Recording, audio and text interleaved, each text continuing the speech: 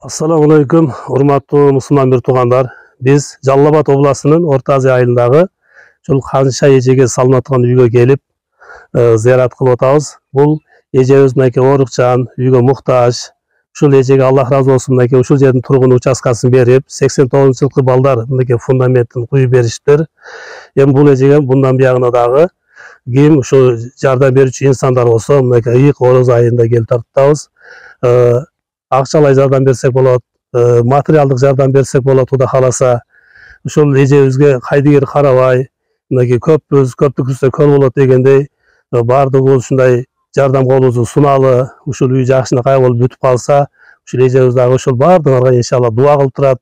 Аллах разы болсун, туткан орозуңарды Алла таалам кабыл кылсын.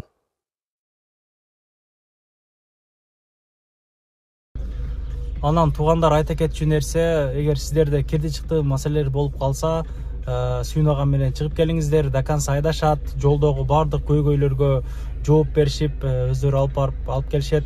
Келгенден кийин, эгер үй таппасаңыздар, өздөрү үйгө дагы үй жайга коюп беришет туугандар.